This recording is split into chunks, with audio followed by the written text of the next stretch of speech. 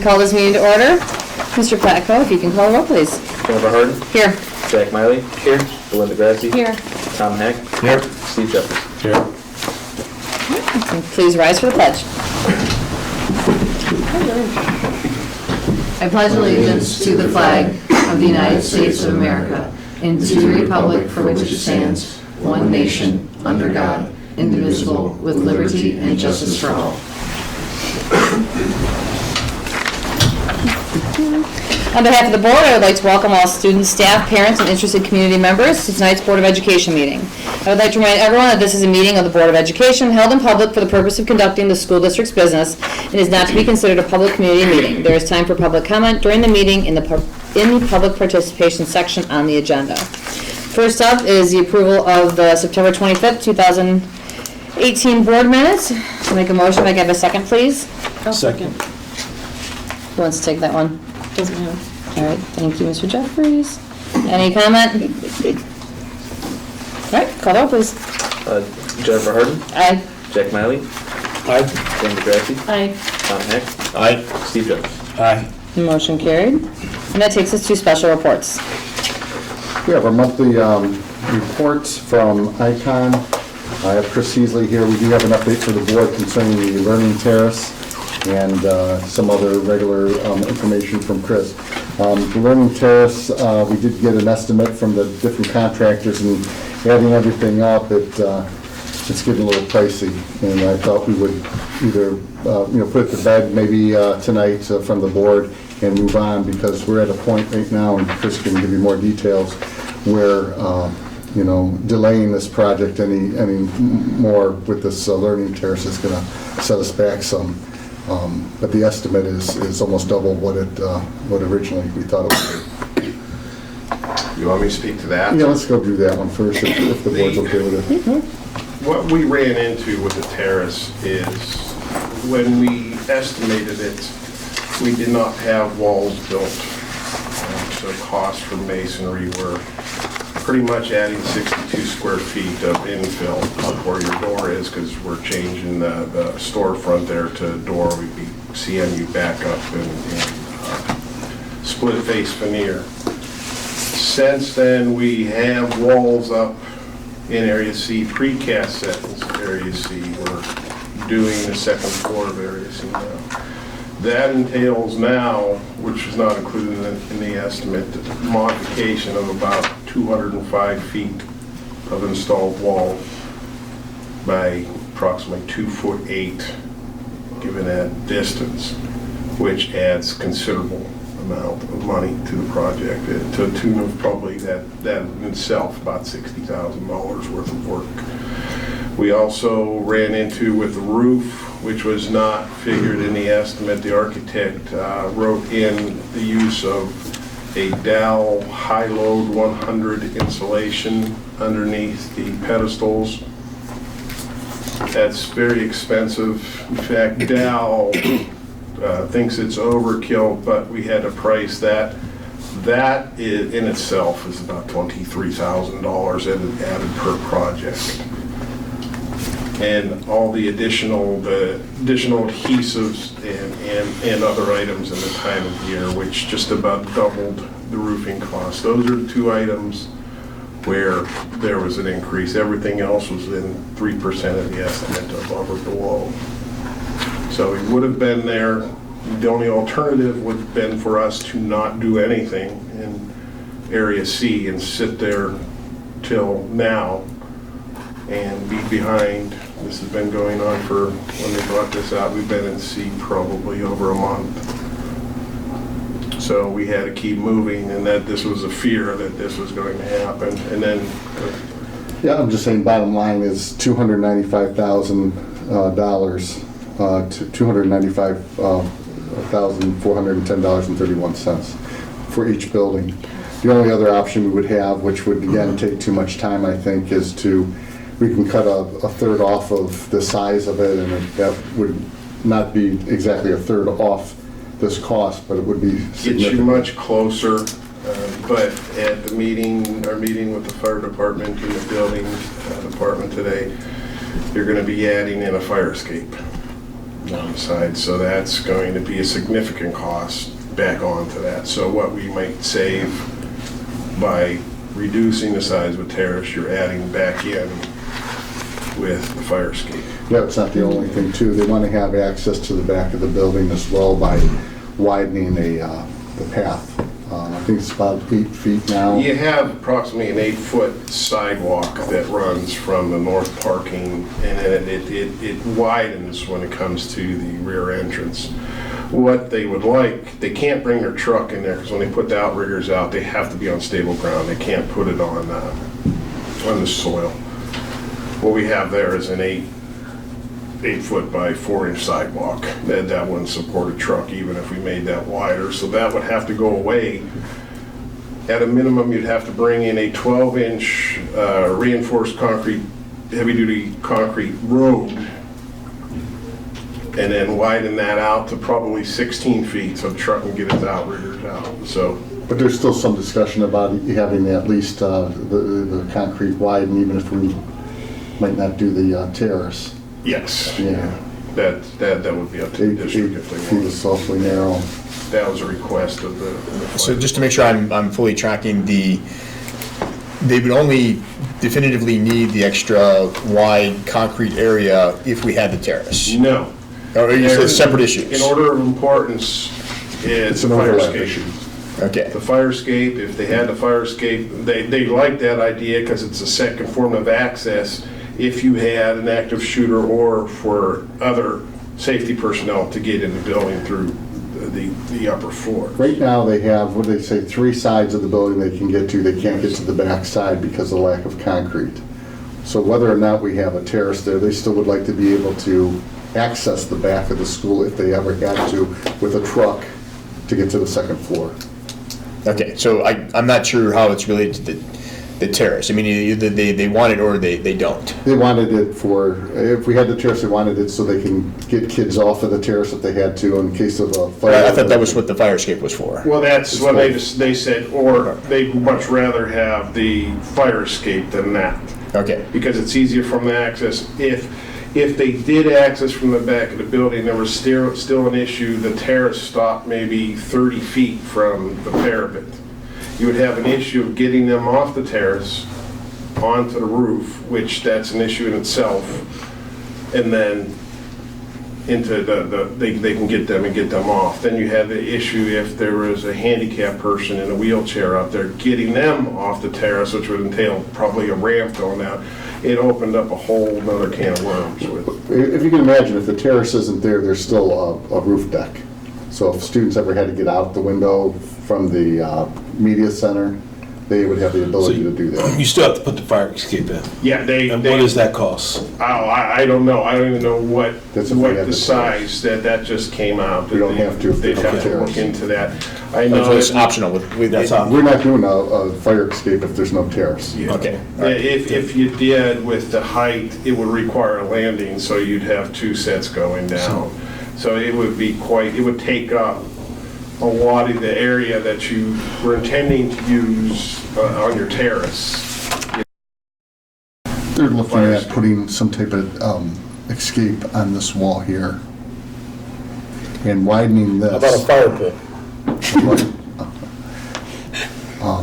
But, you know, Sounds faster and we neater. take a lot of the wall and they would, you know, that's where we'd like to do drops and things like that. You'd end up with all that terrace up there, you'd end up with maybe a third of that side usable for dropping anything off. We were thinking So it's about, utility Might is as well move diminished. on. We're not doing it. In that respect, yes. even if we cut off a third here, we're Should've losing been out the in there drop from the space start. really. Right. So, That's Spaney High. I think at this point, you know, we're looking at $300,000, and I think even if we cut a third off of it, we're being for some more design and everything else. We Yeah. just need to move on. I just want to say, though, I appreciate the board allowing us to at least look into it. I mean, it was a bigger item, and it had a lot of innovation there. And, yeah, I do appreciate this allowing us to dig into it. Unfortunately, it's just too expensive. So we just need to move on. And in terms of the foundation, I mean, this might be. Well, I know the something- foundation still would like to do some kind of donation, so there's definitely, we need to look at if there's some kind of like, something as far as like STEM classroom or something we can do in the buildings to make an impact, you know, do something special. The foundation definitely still would like to do something like that. Okay. So think about what other kind Right. of things, I think we Yeah, know, that we know was- the, sorry. That was Jay. pretty much agreed on. Right, already, that so- regardless of the terrace or not, we would like to still do something. If we end up doing a bigger cement area for the truck, Well, it has to be something educational. so, yeah, I'm not done. I'm talking about putting off the side of the cement a greenhouse. Possibility. Yeah. I do want to say before we move on too, is the fact that I'm still disappointed as well that this wasn't designed into the plan originally like we had asked. Even having did some discussion with the construction company and everything else, that the pricing is the way it is, partly because of it wasn't figured into the original bid. And that's what's disappointing, because our district did ask several times, and it just wasn't done until recently. And I think the quote was, we're getting the convenience store price instead of the wholesale price because of that delay. Right. Just to kind of, I know it's a moot point now, but just to let you know, the cost 2 weeks from today would rise from where it's at now. We would have to, the insulation that we need base bid, we're at a drop dead point where we would have to order that, just as we had to build the walls. Then if you made the choice after that, we just purchased $5,000 worth of insulation. If we waited longer, we had a drop dead date where we have to order the joists that are being replaced with beams. And then if you made the decision, then you just bought joists. Right. So it just keeps going up every Yeah. day. And it's the timing when it was released. Gotcha. We'll move on. It is what it is at this point, right? Thank you, though. I have, what I've given you are 2 cost reports for both projects, one being Madison, and this is through September 30th. And along with that, with our owner contingency and CMR contingency and the balances there, we're showing approximately $176,000 balance remaining for the owner contingency and approximately $187,000 for the CMR. I'm sorry, could you just point out, what line am I looking at? This is down Oh, at the down the bottom. bottom. Thank you. We'll keep track, Thank and then you. there's some You're down welcome. below, you have pending change orders, which are most likely going to be change orders, or are, but it may be not quite the amount that they're there for. Some are under review right now, some are not. And that will list that, showing it with what the balance would be, but the top one would be our current balance with everything that's been approved. And on the second page, you'll see what those approved change orders are, along with the pending change orders. And then any exposures, which there are no exposures on the owner side right now. But as far as the CM, we do have a couple exposures with the premium time we've been working on Saturdays, and that just shows you what I'm probably looking at for a reduction of my CMR contingency using that. See, it's no money to the district, it's just use of our CMR contingency. And behind that is our schedule for Madison. As of our update through September, we're about 18 days behind schedule, which is much better than we were at the start of this. We're working on that every day to make up time on that to recover from the delay with getting our building permits and our plumbing permits and our plumbing issues that we had, that we worked through. With this update coming in October, we'll take a look at and see what we can change, how we can move things around. There's always things we can do to try to recover that there, but that's where we're tracking right now. As far as progress in Madison, I'll start with the STS field. All the tanks are in place. They were out there, took care of the leaks, sealed them. They've all held. There's been no measurable leakage. So that is all in place. In fact, Merritt's moving right along there, have the control panels in place. They are now working in the drip fields. They've got the majority of the fields in place. Next couple of weeks, they should be up. You had some bad weather, excuse me, sorry about that, but you had some bad weather here. I wasn't around. I believe the last couple of days, did that impact on anything over in Concord? No Concord, no. Madison, it made it a little more wet, and we had some fence that was knocked down, but other than that, we So were... Mr. Kayla's phone cloud. Yeah, Did. it's still up for debate. Okay, thank you. Along with the dinosaurs. But probably next several weeks, they'll be wrapping up with installation there. We did start setting all our steel joists in Area D. Decking, the joists and decking are done in the cafeteria. The mechanical room, we have to leave a section open because the air handler's not here yet, and the kitchen is complete. And they're finishing up the gymnasium as we speak. Walking's also starting up there, and the roofer's mobilizing tomorrow, so we'll be getting roofing on there. Area C precast, we set that last week, Monday and Tuesday. That is all complete, and we are starting work on the second floor. Area B, first floor is complete. Area A will be complete end of this week with all bearing masonry beginning of next. Area B precast for Madison is coming Monday. So that'll be all set, and we'll be building the second floor on there. Late last week, we had an opportunity to walk the site, and it's a lot different than what it was when we walked it, when we walked Madison last month. But a lot of excitement. I mean, it's actually starting to look like a building. You can, see the walls now. You can see the hallways, classrooms. Where the doors are, windows. It's an exciting time.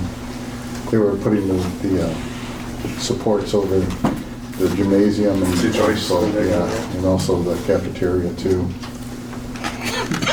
So it's moving along out there. Concord, again, there's our cost summary through the end of last month. It's showing an owner contingency remaining of $204,000, and our CM contingency is just the job site cameras, but again, we have exposures for the premium time that we were working out there. And on the next page, you'll see what those pending change orders are. And our schedule out there, we're approximately 15 days behind the owner moving in. So it's the same thing we're working on there. We started getting a little bit ahead of Madison in some respects out there. We do have the cafeteria floor poured and the stage. We should be pouring the ramp and stairs for that this week. We're setting Area C precast this morning, which they completed. They'll grout that tomorrow. We'll be up building the second floor of C on Thursday. Area B, masonry is complete. Area A, probably another week and a half or so will be complete there. Roof, the joists and decking are coming Wednesday for there. So within the next week and a half, 2 weeks, that'll be caught up to Madison, and we'll be roofing on that also. So So just a question if I could. So when you say, we're 18 days behind on Madison and 14 days behind on Concord, are you applying a work week of 5 weeks or a work week of 7 weeks? 5 days a week or 7 days a week? 5 days a week. Okay, so basically we're 3 weeks behind as the calendar goes for Concord and almost 4 weeks behind. Yes. Okay. That's why when we get a full 5-day work weekend and we work a Saturday, that benefits when we're picking up. That's what the completion date of what? 8/1, owner move-in. Okay, so that's, and certainly things need to, working Saturdays makes sense and what have you. And we talked a little bit about this at the Buildings and Grounds. Can you highlight any other areas that might be accelerated, or at this point are we, that's a lot to gain. That's a lot to make up. Well, the big goal is to get this under roof as quickly as possible. We've got weather coming. Once I get the roof on, the weather's not going to affect me that way because I'm going to be heating inside there. We're working. We have winter protection for the mason to do the veneer. You know, if I don't have to use that, doing CMU, I don't want to use that. You know, we'll use that for veneer. So we have contingencies built in to keep going. It's just getting that's Getting it sealed. getting it sealed Closed up. in. And then she'll just take off from there. And then we'll have, you know, we're gearing up now. We have our HVAC contractors coming on site, our plumbing contractors gearing up, our fire protection, because we'll start running infrastructure in the building now that we have D decked and it'll soon be roofed, area C. So you'll start seeing all your infrastructure and your corridors coming down through for that. So there'll be a lot of work going on. And I know from the conversation that we had at the Buildings and Grounds that the goal was to get everything, the roofs on, basically I forget what the exact term is, but to basically get the exterior completed, and the goal was to do that by January 1st. Get it in January to get roofed.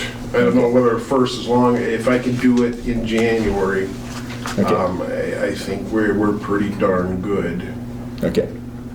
That gives me a substantial amount of time. If I start getting pushed out, then I've got to start looking at what we need to do to recover from that. And that's, I think you always ask me what keeps me up. It's weather and it's manufacturers. As I explained to Building and Grounds, the manufacturers are going 7 days a week. Mac Industries, we may have a hiccup with our precast that's affecting Concord. It's going to be about 2 weeks late. They are so busy. They are running 7 days a week, 6 days mandatory, 7th volunteer to keep up with everything, and they just can't. They proposed a wet cast plank, which is actually I don't want to say a better quality plank, but a nicer looking plank to use. And they're going to cast that in their Vienna plant, which they submitted to the engineer, and engineers approved that. So it's actually at an expense to them, but Mac's a very good company, and they want to keep this schedule. So that's our first hiccup, and hopefully not many after that. And it looks like we're going to recover from that. And I don't, as of right now, it's not going to hurt us too often bad that I can't recover from it. I'm losing 2 weeks, but I'll go somewhere else and that I wasn't ready to be at yet. And keep it. Right. Keep if one front gets blocked off, then you work on another. Yeah, in fact, you're probably going to start seeing veneer go up on the buildings here soon too. The places to run. We finished the walk-up panel over at Concord. I don't know if you saw that, with all the different colors of masonry and the banding and that, and architects looked at that. And, we're just waiting to hear back that everything's okay. We have veneer on site, and that's what I have. Like when they're setting precast at B, the masons really can't work around that, so they'll go off to probably start veneer. So we'll always be doing something. Right. I certainly know that this is not your first rodeo, so you know how to keep things active and the project moving forward. So I try. Yep. But we're moving along out there too. I'm hoping to get our water line installed, do our bores by next week at the latest, and get energized. We will be, I think as of right now, we're all fired up at Madison with our water lines. Cool. So we're good to go out there looking to get the gas line in. Although we only have it, I think it's 1.5 inch line, it's not enough to power all the temporary heat, but we'll probably use a combination of natural gas and electric for keeping it somewhat warm inside the building so we can The power outage set you back a little bit today, didn't it? Yeah, but they got out pretty quickly once they found out the school was down too. When we told them we were down, they weren't too, we'll get there, we can't tell you when they found out the school was. I didn't send the communication to the board on Monday. This morning, Madison went down after Buckeye, but we had a generator running over there, so when I ran over there, it had half the lights on, the heat was running, and we could feed the kids, so we just kept it open. And then I think around 8:30 or so, I got a communication from Dan Rayner saying that both buildings were up. Good. And with Concord too, we are going to address Dana's house. Thank you. Next door, we're going to pressure wash that. So we got a young man, he lives right around the corner there, Ohio Pressure Wash, and he went to school here. And that's what he does, so he's going to do that. My only fear is, when we're talking with her, I think she's gonna expect that again next year, so. Right. That's okay, we may need to. And the situation was the Yep. concern was the dust kicked up at the construction site, got onto the house, and it needs to be I would cleaned. like to say, but we have no problem doing Yeah. it. It was the neighbor behind her with their landscapers, because they were doing it when Mr. Placco was there with me. I understand. But But I we're just, gonna so talk- people listening in, Yeah. they may wonder why Yeah. we're cleaning a neighbor's house, and that's the situation. We're trying to be good neighbors. Relationship with everybody out there, and we'll go and Yeah. keep it that way. Right. So for what it's gonna cost, it's well worth it. Absolutely. So Thank you for general taking care of that. Huh? You probably want your windows washed. Yeah, We are going. Come on into my neighborhood. We're gonna give her the works. thank you. I have two questions. The glazing is the windows, is that what that is? Okay, and then the reconfiguring of the main entrance. Yes, Did we that's- talk about that? I don't remember. That's the vestibule, both vestibules, the main vestibule and the rear vestibule. That was extended, I think, about 13 feet. 14 feet. 13, 14 feet out to allow the installation of the transaction window. And that's also a little bit of technology issues there and the upgraded glass. And That's interior space, right? Yes. Oh, okay. And then, just one last question. When I'm looking at the owner contingencies, like the bottom line after our exposures and whatever, are those good? Do you know what I mean? In your estimation on page 1, when we're looking at, 120 on Concord and 106, that's what we have left after pending and our contingencies? No, Is that's that X right now, that with the pending, the 84, now that may change the one we were just talking about with Right. reconfiguring the main entrance vestibule. It's not going to be any more than that, but that's what you would have left if all was away. right? Is that a good place to be, like 120 and 106? Are those good places to be considering where we are right now? Yeah, we're out of the ground, so we dodged that bullet with earthwork. So at this point, anything that's coming out of there is changes you're making. So, yeah, it is. It's because- mostly changes that we decide to make, not Yes. necessarily Okay. unforeseen things Okay. that we decide. I just want to that we make sure want to we're, change. you know, Yeah, yeah, are we in a you're good place, right? Like, I have no idea Your how to judge that. unexpecteds that you had to cover are, for the most part, they're gone unless something rears its head that we don't know about, but Okay. you're out of the ground and. And that should be a reasonable enough balance to, Yeah, I mean, considering we don't go crazy, right? Yeah. Yeah. Okay. That's all. Thank you. Anything else? Okay. Thanks, Chris. thank you. Awesome. All right, that takes us next to old business. I was gonna see, I know we had talked about, we were gonna try to have a special meeting every other month. We had our September one is curriculum, right? What are we doing for November?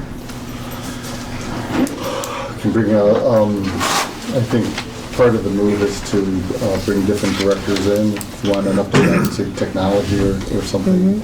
I didn't know if you had scheduled one yet, No, or I knew who can. was coming in next. I can. Are you looking at November? We said September, November, January, March, May, I thought. Okay, I'll take a look. I'll get back to the board. Still looking at a Tuesday or you want a Saturday? Doesn't matter to me. I can do whatever. Either one? Saturdays are no good for me. So Tuesdays. Saturday's travel day. You might want to think of possibly maybe first week of December too, just because with the OSBA conference and Thanksgiving week and the board meetings the following week kind of limits our availability for meetings. So, if aren't able to get something in, maybe it'd be the first week of December. But just Board something. meeting? That's fine. I would just say that since we know that we want to do these every other month, we probably should start getting them Just set 'em all on. up. What's that? Just want to start setting them up? Yeah. Okay. Okay, anything else for old business? I just wanted to know if we'll get an update on the Crossroads contract. I know, Jim, I talked to you today, and, Yeah. you know, the Willoughby Eastlake contract was in the paper, and it didn't give a whole lot of details, but just some added information. And I talked to Gary, we're gonna place a call and see how Yeah. they're doing their billing. I did talk, I had communication with Jonathan Lee from Signature Health too. He needed a little bit more time to put together a package for us to take a look at as well. Okay. We wanted to compare it to something, Sure. Crossroads to something. So we contacted Signature Health, and we had a meeting with Jonathan Lee, who's the CEO there, about 3 weeks ago? Yeah. And he said he would put something together. He said it'd take about 2 weeks, but he needs a little bit more time. Okay. Just so we keep it on our radar. Right.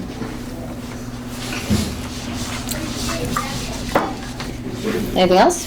All right, that takes us to new business then. If anyone's got anything? All right, that takes us to Board of Education Committee and Liaison Reports. First thing is the Superintendent's Business Advisory. We had a meeting on October 10th. Chris Bassett is our new, thank you, liaison for that. I thought he was great. He had a really good meeting. He's got like crazy amounts of awesome energy, so He does. it was really good. We're meeting again, I don't remember when. I know it's on there and I have no recollection of when we're meeting again, but sometime soon. I think it's in December. That sounds right. That's it. Curriculum programming and boosters. Mr. Martley. Both of those are easy. We have not had a meeting since our last meeting, That's good. and I think both are scheduled for next month. Excellent. All right, finance, audit, personnel, strategic plan. We had a meeting last Wednesday at 7 a.m. Some people had a meeting at 7 a.m., some people had a meeting at 7:30. Either way.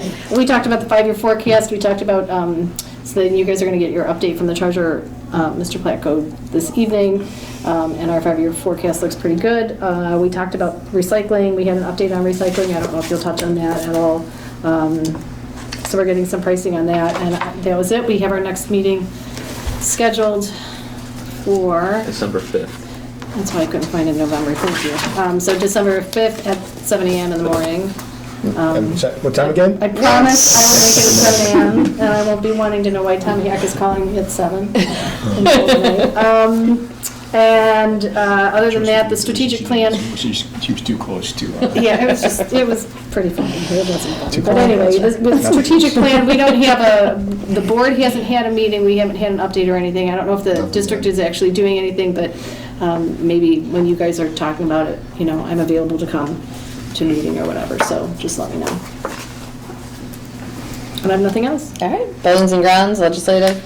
So you pretty much heard a debrief on buildings and grounds, and we did meet on December 16th, so I won't amplify from there because everybody heard it. And I have nothing for legislative update. Okay. Policy alumni. Okay, under policy, there's nothing new to report there. There's no meeting. The alumni meeting was October the 8th. There was also Hall of Fame induction ceremony that was held at Quail Hollow on October 13th. I believe Mr. Kalis was there for that as I well. was. And they also discussed the website, and just for our current seniors, scholarship deadlines will be April 27th. They're looking at probably 4 $1,000 scholarships. Again, they've been doing this now for quite some time, so make sure you don't get past the deadline and take advantage of that. You'll need that extra money. Other than that, that's it. Excellent, thank you. Takes us to the superintendent's report, Mr. Kalis. I'm going to acquiesce my time to Mr. Platko today, Thank you. because he's doing the 5-year forecast, All right, thank you. 500-year forecast. That takes us to you, Mr. Platko. All right, I'll do a couple quick updates before I go into the forecast. Super. We'll go through the presentation. Recycling update, I did talk to Mr. Wayner today to let him know that we decided to move forward with exploring doing recycling at the campus first, see how that works out for us. We get pricing bid through the Ohio Schools Council, so just an extension of that contract there. We did check some other pricing, it was comparable, so it's, you know, some wouldn't want to interfere with the contract we already have now through Ohio Schools Council, so we'll go that route. And then Mr. Wayner is going to look into getting, the cans for around the building and around the field. Awesome. So we'll be seeing that sometime in the near future. I just wanted to give you an update. Tomorrow I'm attending what's called the Cup Patterson Regional Funding Meeting at the Summit County ESC. It's basically a school funding work group of legislators and educators to talk about the next state budget. Next state budget starts next year. We're going to have a new governor in place, and this is just kind of get some input from districts and talk about the process and what we want to see in the funding formula going forward. And obviously, we're not going to know what that's going to look like. And being that it's a new governor, usually the governor's proposal would come out in January, but since there's going to be a change, we might not see our first proposal till mid to late March of next year. And then they'll work on that, and then we find out pretty much on June 30th what our budget will be July 1. Super. Where is it? It's at the Summit County ESC at 10 a.m. And then later in the day, tomorrow, I'm also attending the Mentor Schools auction. They're selling 3 of their elementary schools, so I'm going to attend that and see how that goes. And Are you putting a bid in? no, I'm not putting it in. I'm going to see if they'll take some of our buildings from us. And then, so I'm going to go there, see how the process goes, because we'll be at that point here in about a year. Where are they doing that? At the board office. Oh, okay. And then, update on Phase 2 architect, the request for qualifications was due on Friday at noon. We received a statement of qualifications from 10 different firms, which I have. This is one copy of all of them, so I have extra copies in my office, so I have a little bit of reading material to go through. 9 out of the 10 firms will be at the OSBA Capital Conference. For us that are attending, they'll be at the trade show, so we can possibly go and talk to some of the firms that submitted ahead of time before we narrow it down to a lesser than the 10 amount. We're going on the tour of North Olmsted on Wednesday at 10 a.m. To see that facility. And then our current architect did not apply with a statement of qualifications, so it's 10 different firms from there. And just quickly flipping through some of these, some of the experience in here is one of the firms that's working on Willoughby Eastlake and North Olmsted. Another one did Painesville City Schools. Another one did the Mentor Fine Center. So there's some local experience within these firms that applied. And with that, I'm going to go into the 5-year forecast. Did Fannie and Howie apply? No. Good choice. Okay, I passed out the forecast and the assumptions here before the meeting, except for Tom and Belinda, since you guys had copies at the Finance Committee meeting. I printed another copy, nothing had changed from that point. And then I will post the forecast, the assumptions, and this presentation on the Treasurer page on the website. I'm going to go a little bit quickly through it. It's very similar to the presentations you've seen before, so some of that stuff's kind of redundant, with the background information and things like that. I just have the link here on this slide of a nice page that ODE puts together about how to read a 5-year forecast and what the different lines mean. Just some general information. The forecast is required to be filed in October and May of each year. This is the last year. It's due in October. Starting next fiscal year, it's due in November, which is in case there's a levy on the ballot. That way you can have that information. Because now you could file a forecast on October 31st. And then if you're on the ballot in November, your whole forecast changes a week later. So I'm glad they kind of extended that for those times when that occurs. There's 3 years of historical data, 2016 through 2018, and then 5 years of forecasted 2019, which is the current fiscal year we're in now, through 2023. And our forecast includes both the general fund and the Lake County School Financing District fund. Material changes from the previous forecast. The biggest change that I brought to your attention a couple meetings ago was the public utility personal property valuation. You can see in tax year 2015, public utilities valued at $28 million in our community. Then it went to $29 million in 2016. 2017 jumped to $49 million, and then 2018's numbers just at $50 million. Right. So, Just to say, those numbers are not revenue. That's the value that's being taxed. That's the value that's being taxed. That jump from $29 million to $49 million, most of that is due to an $18.5 million increase for a company called American Transmissions Systems in Leroy Township. And trying to find information about this is like pulling teeth out of people, talking to the county. And I finally got a little bit of information talking to the fiscal officer at Leroy Township that there was a reconstruction of a substation on Leroy Center Road, and we believe that's where the valuation jump occurred. That's the most information we'll be able to get. The Department of Taxation won't provide us any information. The county can only tell us the company name and the value. So we tried to explore it more and trying to determine, is that value going to continue? We got the number for 2018, which is held steady, and knowing that that construction happened 2 years ago, it makes sense that putting the pieces together that this value will likely continue, but there's always that opportunity that it could reverse itself.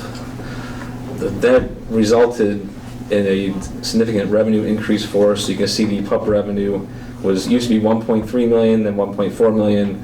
2018, this past fiscal year, jumped us up to 2.1 million per year, and now 2019 is projected at 2.7 million, which is an accurate projection based on the known tax values as of now. And just to note that the PUP revenue collects at the full voted millage rate of 56.69 mils.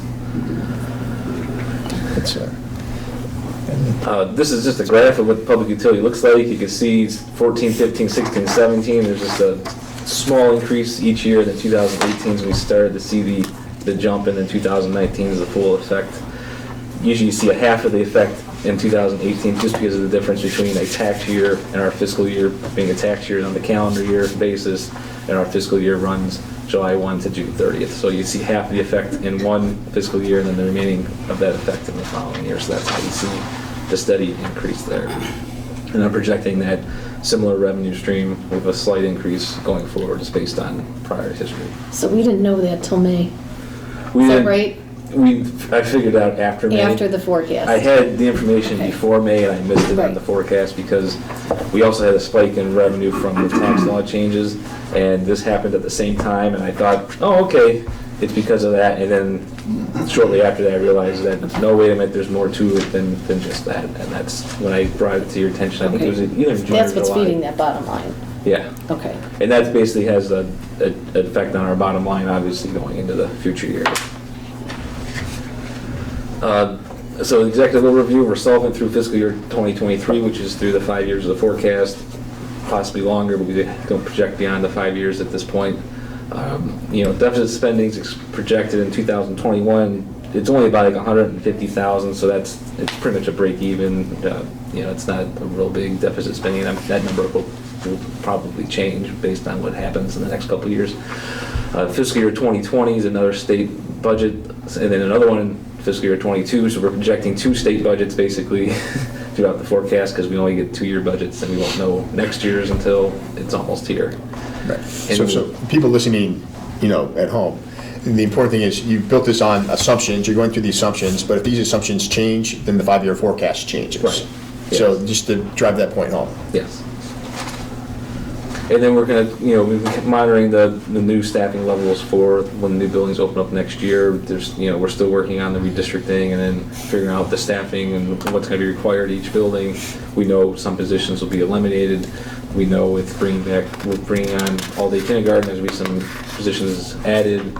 So in that effect, it's gonna be about a wash at this point, but we're still working through that, so there'll be some updates to those numbers in the May forecast. This is a quick overview here that just shows our beginning balance on the top line. So we started at fiscal year 2019 at 8.9 million. We're projecting 47.5 million in revenue. Our expenditures are projected at 45 million, which leaves us a revenue surplus of 2.4 million, which would put our ending balance near 11.3 million or so at the end of fiscal year 19. And you just carry that through each year. Revenues generally stay pretty flat, and then your expenditures continue to rise throughout the forecast. Obviously, you see the years 19, 20, 21 are in gray. Those are the most recent years because it's just like your weather forecast. As time goes on, you're less and less accurate, and if something changes now, it has a compounding effect going forward. This is a quick graph of revenues and expenditures, revenue being in the blue, red being in the expenditures, and then you can see 2018 was when the new levy started collecting, so you see a little spike in 18, and it kind of remains a slow trickle up going forward, but the expenditures continue to rise throughout the forecast. Just a quick pie graph just showing that property tax revenue makes up 57% of our revenue. Then you have unrestricted grants and aid, which includes your state funding amount. That's 8.8 million or 19% of our revenue. Property tax allocation is a little deceiving. It's actually your homestead and rollback credits that you get from the state. Those levies that passed before 2013, there's a 10% rollback and a 2.5% owner-occupied credit. So that revenue comes from the state, and that makes up that line. And then other operating revenue includes the county financing district and interest and Medicaid revenue and other things like that, and that's 9% of our revenue. I'm going to kind of go through these quickly just on the individual components here. Property tax revenue, we're primarily residential at 82.87%. What's interesting is our total valuation in 2017 tax year is still less than it was in 2008 when the recession began in 2009-ish. They made up for it this year. So we might be above that finally this coming year, but we don't know that Right. for yet. And then our levies are in place for a continuous period of time, which makes them more predictable. And then the new 4.9 mil levy started in the second half of this fiscal year 2018. The reappraisal year, we're projecting a 4% increase. If it ends up being a 8% increase, it doesn't really give us much more revenue other than our inside millage, because most of our levies are affected by House Bill 920, so if the value goes up, it does not mean we get additional revenue. It's only on the inside millage. So even if projected a higher valuation increase, it wouldn't make much of a difference in the Right, forecast. but the substitute levy is also different because new construction would be included in that, correct? Yes. Yeah, the so substitute that's- levy to new construction would get that from that. But I was kind of more referring to the everyone's reappraisal that they got in the mail. And the county auditor has not given us that number yet. And when I was at my forecasting seminar, they kind of told me that they should be able to give it to you at this point, but our county did not. So I don't know if it's because Cuyahoga got a lot of grief when their numbers came out. I don't know if that has something to do with it, but they should have a general idea. Everyone else got their individual letter, but unless I start asking, hey, what's yours? Value go up and try to figure it out. It's kind of just a guess at this point. And this kind of just shows it graphically in 2018 when the new levy started collecting, and then you see it kind of levels off again from 2019 and beyond. State funding, everyone talked about the funding formula is $6,020 per student, but it gets reduced by what's called the state share index, which is a calculation of your property tax valuation per pupil and things like that. So in the bottom line, Riverside only receives 21.1% of that $6,020, so we actually only receive $1,268 per student before factoring the guarantee. The guarantee basically means you get the same funding level as you did in the prior year. So they calculate the formula. You had $8 million last year, and this year it calculates to $7 million. They're going to give you $8 million anyway. So we're on the guarantee by almost $1 million at this point. That's only significant if in future state budgets they change the guarantee. If they lower, the guarantee amount, that'll be a reduction in funding. And then this line also includes casino tax revenue at $52 a student. And this kind of shows the trend of unrestricted grants and nature state funding. The state's always been pushing towards getting districts off the guarantee and also what's called the cap. So I project a slight reduction going forward each year at 97% of our previous funding going forward. Because the state's always tried to get us off the guarantee. With this last state budget, they push us back on the guarantee, and then we'll probably start working off again. It's kind of convoluted, but this is kind of how it works. In this enrollment history in blue and projections in red, you can see we had our spike in 2010, 11, 12 period, and then we've been slowly declining ever since, and then projecting that decline to continue going forward just based on birth rates and what we see around the state right now.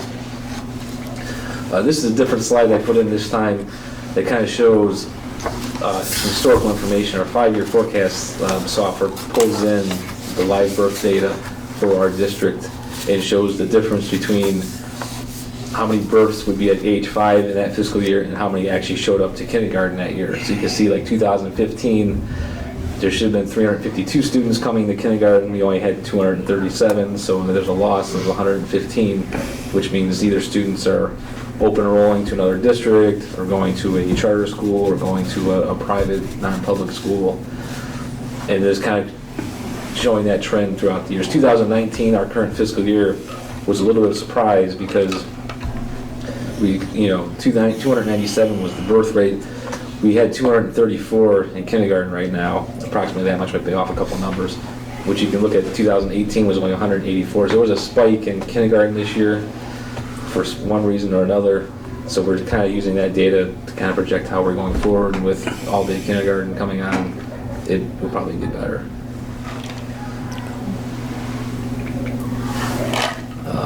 We already talked about the homestead rollback, but also just want to always point out the TPP revenue reduction. We were getting $3 million in 2011, and that had phased out to starting with 0 in last fiscal year. That has phased out and gone, so now we don't have to worry about how much is going to get cut now, because now we're at 0, so once you're at 0, it can't go down anymore. So just to make a distinction in my own mind, when we were talking about the guarantee, that was enrollment-based, basically. Yes. And this was just a separate stream of income that came to local governments, including school districts, that has been phased out. So there were two separate streams of money. So net over time, we have had a decrease in state funding. Yes. Is that an accurate statement? Yes. Thank you. Yeah. The TPP, there was tangible personal property tax that was phased out. I think it was in 2006 or so. And then the state gave reimbursements to school districts and local governments for that loss in revenue. And they were slowly phasing it down, and the recession happened. They kind of leveled things off. They kind of kept things the same for several years. And then you can see in 2012 is when they started to reduce it, and then it stayed flat in 13, 14, and 15. And then the state budget decided we're going to start cutting it by 5/8 of a mil, and 5/8 of a mil is 600-some thousand for us, so it quickly jumped down to 0 over the course of the 3 years, going forward. So that's how that kind of just disappeared quickly. Right, and it was ultimately replaced by a commercial activity tax, and all that revenue goes to the state. Yes, we don't see anything. So whoever was paying the taxes, they didn't necessarily get a break. That money was diverted down to the state, down to Columbus. Yeah. And this just kind of shows the graphics of that dropping off over the years. And the blue is the historical, red is projected. And then the other revenue, I'll just point out, the financing district's part of that. That's in effect through tax year 2019, so collected in 2020, which means if it's ended first half of 2021 fiscal year, gets a little confusing, the timing of things. And we're working on figuring out the renewal of that levy. Does it make sense to renew? Does it make sense to go on our own? Does it let it expire? And how does the Perry Power Plant affect that? Because that's the levy that we're combined with Painesville, Perry, and Madison on. And then the other things included in this line item, just pay participate fees, open enrollment in, classroom fees, Medicaid reimbursements, interest revenue are kind of the larger portions of that. And interest revenue has really skyrocketed over the years because now Star Ohio is paying 2.28%. And I looked back 3 years ago, it was at 0.05. So, wow. So now we're actually getting interest revenue again, which is kind of nice. And this kind of shows just the graphical representation of that. In 2018, we had the spike, and that was because of those long outstanding Medicaid cost reports that finally were settled that were paid in 2018. The expenditure side of things, this graph, when I was at my 5-year forecast seminar, and we had 20 some other treasurers around the state in front of me, and everyone's graph looked about the same. Every personnel, benefits, and purchase services makes up the majority of expenditures, and that's basically what you see here. Really everything's kind of set for personnel. We have our union contracts in place through 2021 and 2020 with the different unions, and then projections are based on those contracts. And the staffing, as we said, we're projecting things that kind of be similar to as is with the reduction of positions and adding positions for all-day kindergarten. But once we hammer those down into the final figures of what that might look like, then we can update the forecast a little bit. We have a lot of retirements coming through this year. They'll have some severance payments as well that will carry into the following fiscal year. But after that point, you'll start seeing some savings from the new reconfiguration of the buildings. And then benefits are basically, retirement, Medicare, and workers' comp are based on percentage of those salaries. And then medical insurance is projected about 8% increase per year. This year's increase was actually 9%, but we made some changes to the employee contributions that offset some of that cost. And then we're part of the Lake County Schools Council, and they are working on a project to redesign our plans and change those benefit structures to try to make them more cost-effective. And what those changes might be, we don't know yet. We're just in the early stages of that. And then purchase services includes things like open enrollment out, community school deductions and things like that. And then also our contracted services, utilities, postage, printing, things like that. Open enrollment out, I'll touch on it in a few minutes here, and community school deductions. Okay, actually, it's the next slide here. Our open enrollment out, we're still about the same place as we were last year. Open enrollment ends at 631,000. Open enrollment out at 1.7 million. So it's a net loss of 1.1 million, which is similar to the last fiscal year. Part of this might be some of the data is not updated yet with ODE, so that could possibly change at some point here. I expect to see these start reversing in other directions as the new buildings open up and we expand our programming. And then community school deductions, also important to look at here.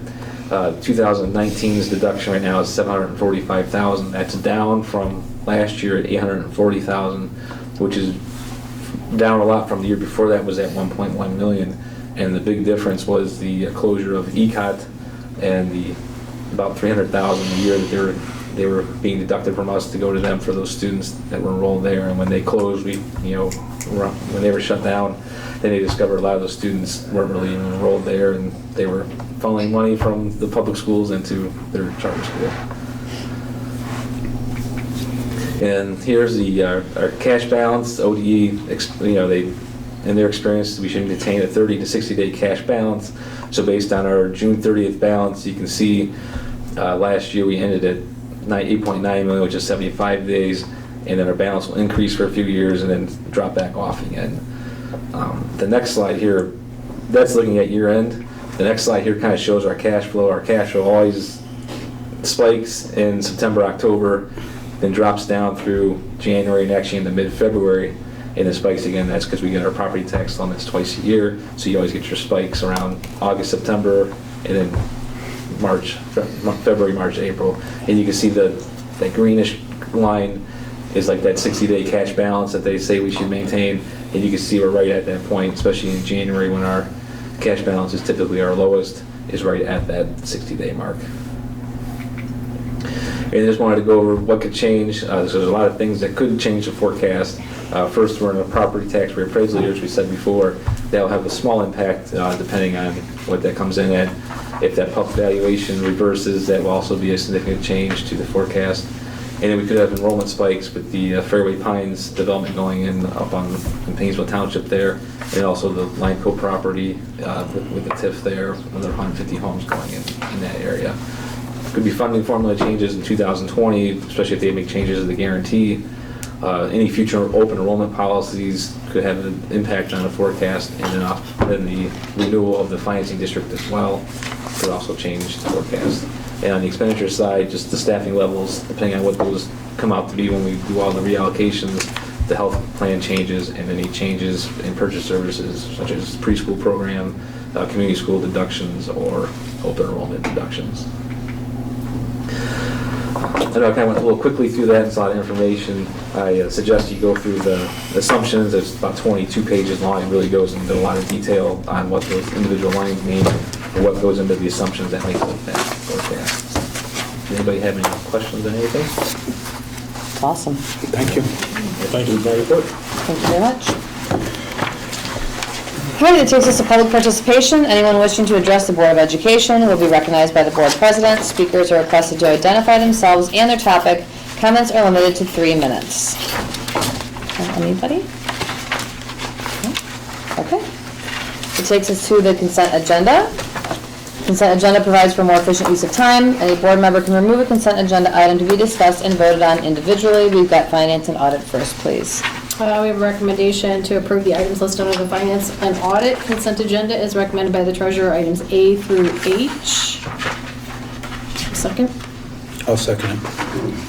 And I just would like to note the following donations and thank these folks. We have to the Riverside Rocks 5K, the following: Lose Reliable Heat, Brand Muscle, Masonry Restoration and Maintenance, Chad Vavpedic, AXA Advisors, Kevin Kilfoyle Insurance Agency, and to the Riverside Veterans Monument Fund, George Haddon, an anonymous donation, and John and Gretchen O'Keefe.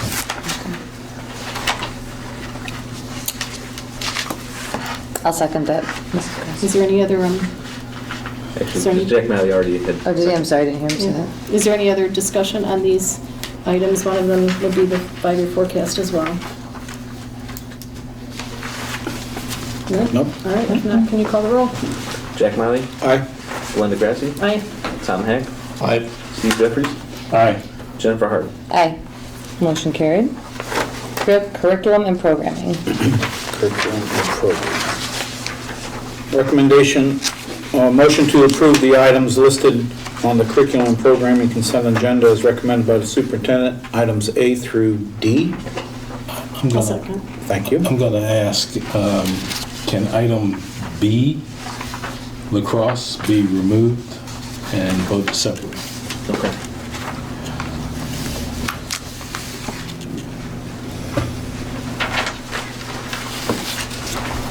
Do you have to revise?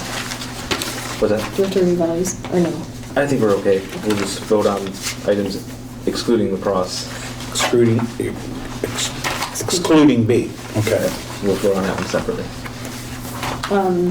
I just want to say thank you to the PTO and support organizations that are on the agenda on as item A, where we're formally approving their participation in the district for the entire year, and they do so much for our district, so thank you to them.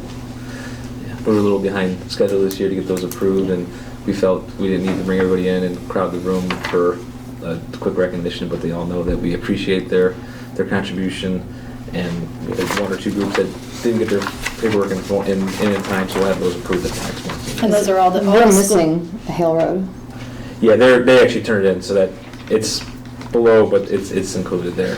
So that's all the PTOs and all the parent organizations and all the... It's in here though somewhere, because it's not on the list? It's down below. The agenda was printed before the final revision. They got moved up into the approval. Okay.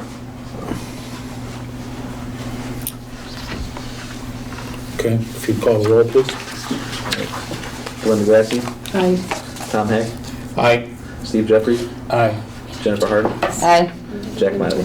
Aye. Motion carried. Now we need to do the Call lacrosse. B. Lacrosse. For item B. We'll need a motion in a second. Oh, Sorry. yeah, I see. Second, Ms. Jill. Do I have to read that again? Motion to approve. Yeah, Okay, motion to approve item B under curriculum programming lacrosse as recommendation made by the superintendent. I'll second. Thank you. Any discussion? Yes. I understand lacrosse, but this was brought to our attention last year as well, and I spoke to our former athletic director, Mr. Bellios, and he told us not to touch it because it's not part of the Western Reserve Conference, and that's what we participate in, and until all of the Western Reserve Conference teams, schools are involved, then that's when I feel as though we should be getting involved. I stood that ground last year, and I'm going to maintain it again this year as well. It's a club sport, and until they all are on board, it's the way I look at it. I'm just going to make commentary on the other side. Just feel like we've asked lacrosse to do everything that we've asked them to do to become a varsity sport. They've done, and I for one appreciate all the things that they have done and brought to the table. And we do have a lot of students now participating, both boys and girls, and I just think it's the right thing to do. Well, I also think there's nothing wrong with being one of the schools that's on Right. the front of it. Instead of being the last one to do it in the WRC, why not be one of the first ones to do it and give our kids this opportunity? I think it's That would be great. absolutely the right thing to do. Yeah, that would be awesome, but if you look at, I really don't want to go there, but if you look at their record, they're not ready to be a high school sport. High school sport is competition. It promotes competition. They have not exceeded to that point where they are at the level to be a high school sport, to be a high school sponsor sport, to provide healthy competition. I get it that we have a great number of people out there, but just to put a team out there and just to put a team out there because they're playing, that's why it's a club sport. I don't know what their record was, but I know a lot of people that were playing it, and they're having a great time playing it. But at this point, it's not ready to be a high school sport in my eyes. I'm sorry, that's just me. I mean, I just make the comment because both my children participated in lacrosse, and certainly we've made significant strides. The first couple of years, certainly it was not a, frankly, it wasn't a pretty sight. But they've made tremendous strides and have gotten better, and they have not had a winning record yet at this point. But I have no doubt that's in the offing. And I just make one other observation. My senior year, now granted it's a long time ago, my senior year the football team went 1-8-1. So even varsity sports have bad streaks as well. So and I appreciate your perspective, but I think at this point they've jumped through all the hoops. They have done And everything, yes. they have great participation, and I definitely see it on an upswing, and will certainly in the near future. I don't know exactly what that is, but in the near future, they will, I have no doubt, have a winning season, which is seems to be hope kind of your threshold. A little beer. So, I hope so. Yeah. Good. Very nice. That's all we have. You call it. All right. Bill DeGrassi, Aye. Tom Hack, I Steve Jeffries, Nay. Jennifer Harden, Aye. Jack Miley. Aye. Motion carried. And that takes us to personnel. We have a motion to approve the items listed on the personnel consent agenda as recommended by the superintendent, items A through H. Do I have a second? I'll second. I'm gonna, I would like to... excuse me, Mr. I would like to remove item D. All the employees involving lacrosse. If you want to add them, just make it one so that it won't go a long ways. The head boys lacrosse, JV boys lacrosse, head girls lacrosse coach. Do you I'd just like want to them to remove be the on a two? separate item. Can we do that? Yeah. Can you- We can, So that way it'd be, instead of doing all three, put them all together. So should we just add an agenda item? yeah, we'll add that Okay. here. So that's going to be the. So we'll include item D with the 8th grade basketball cheer coach and the volunteer robotics coach, and we'll have an item J. Right, we'll do it as a separate As a item separate item. for the head coach lacrosse, JV lacrosse, and head girls lacrosse. So you're gonna do three separate, or just? Well, the three will be together in one. Okay, yeah, Separate. okay, Oh, good. I didn't see this one, sorry. Yeah. Got it. I just want to, say our appreciation to the folks who are on our agenda as retiring. And there's also one other individual on our agenda. It's unusual to mention somebody that we're hiring, but Kyle Andre used to be a student here. And I'm just really excited that he's on our agenda to approve as an instructor here. It's As a dynamite kid. He was really awesome. When I was first here was a at the hell of a district, kid. when I was Was here, he helped a lot on our levies and got really, really involved. He was a very involved student, so I'm just really excited to That's awesome. be able to improve him tonight, so. Good. If there's no further discussion, can we call the roll? Okay, and just to clarify, it's all personnel items excluding the three The three. cross positions. And just so the board knows, there's still one more supplemental that will need to be filled for JV girls lacrosse down the line. You ready for the roll call? I think so. All right, Tom Hack, I Steve Jeffries, Aye.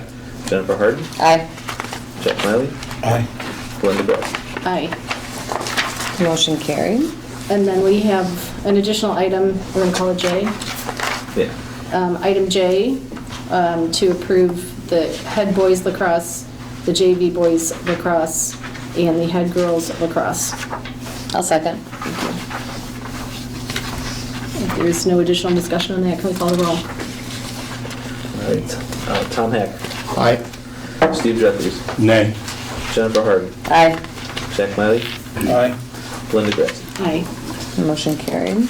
Am I able to introduce a few people to you before we go any further? Yes, We please. do have Dan Adair, our new lacrosse boys coach. Mike Swank, who's a parent and also very active in the program. Your name. And I have Pamela Usach, right? Usach, who also is very involved as a parent and with the girls lacrosse team too. Been working with these individuals now for months, especially Mr. Adair. Finally have it school-sponsored sport. And we're excited about it. Like you mentioned, for 3 years, they've done everything we've asked them to do. And Thank you, guys. So that starts in the spring, right? it does. Awesome.